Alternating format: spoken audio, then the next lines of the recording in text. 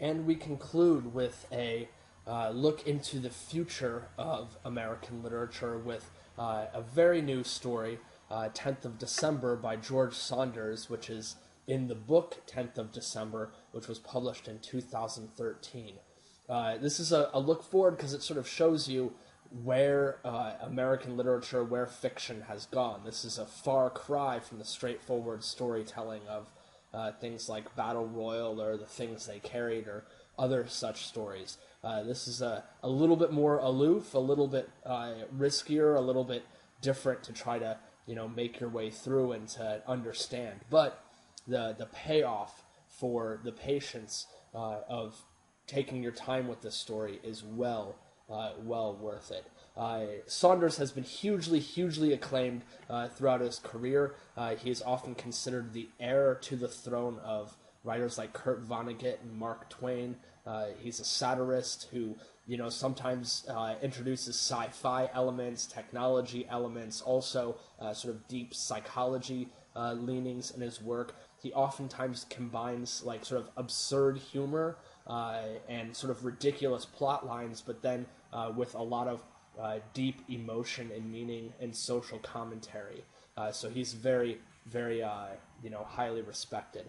This particular story is admittedly a very tough one to comprehend at first. We're just sort of dropped into it with this weird kid with the bad haircut, and he's talking about things that he's imagining, the nethers, these, things that he's trying to do where he's out in the cold on this particular mission. So it's the story of him and also a terminally ill old man who has gone out into the woods in the freezing cold 10-degree weather because he's about to die. He has a brain tumor. He's in his early 50s, and he wants to spare his family the indignity of having to deal with his slow decline towards death. So he's trying to set up his own death.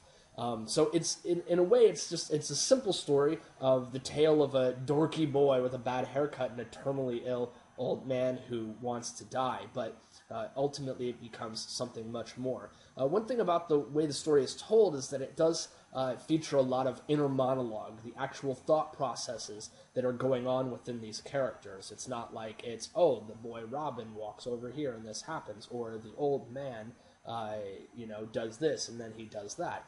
It's not like that. It deals a lot with their inner thoughts, the things that they're considering.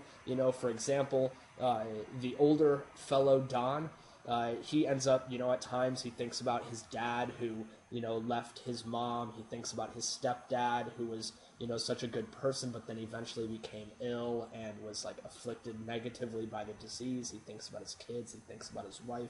Whereas then the young boy, Robin, is, thinking about a girl at school who he likes. He's thinking about his mom. He's thinking about how he gets teased.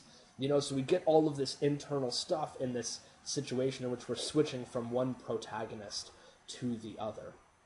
Then, of course, this disaster happens in which the young boy ends up falling into a pond, which, of course, when it's 10 degrees outside is going to be something that will kill him. And then Don is put into a position where he has to try to save this boy, even though he had gone out into the woods to die himself. So ultimately, this is a tale of heroism, bravery, the meaning of life, love, the reason to live, what happens when you need to save someone's life, how you decide when you want to die and when you want to make it, what it's all about. And it's an incredibly touching story, and Don has to make some particularly acute decisions even though he is terminally ill.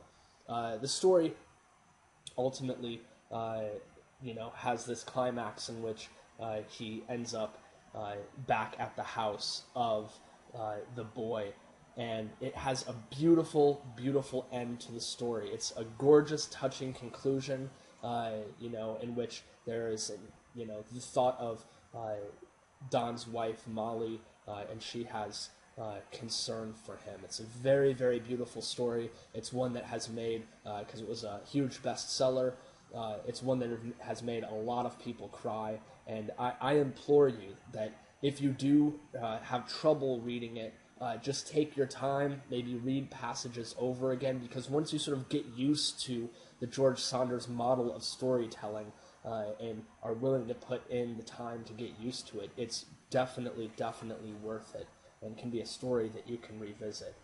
So ultimately, this story, I think, really proves that American literature, this whole entire giant long thing that's been going on for hundreds of years, is very much alive and well. There's a lot of intense beauty still being written. There are many great authors who are still out there creating fantastic work. With all the noise that we get from, reality television and technology and all these other things that we have going on in our lives, it sometimes becomes a little bit difficult to remember that oftentimes the best thing that you can do with your time is just sit down and read a poem or sit down and read a story or a novel. And these types of things are still being created today and are incredibly worthwhile. You just have to take the time to go out and find them. And if you do, it'll be worth it.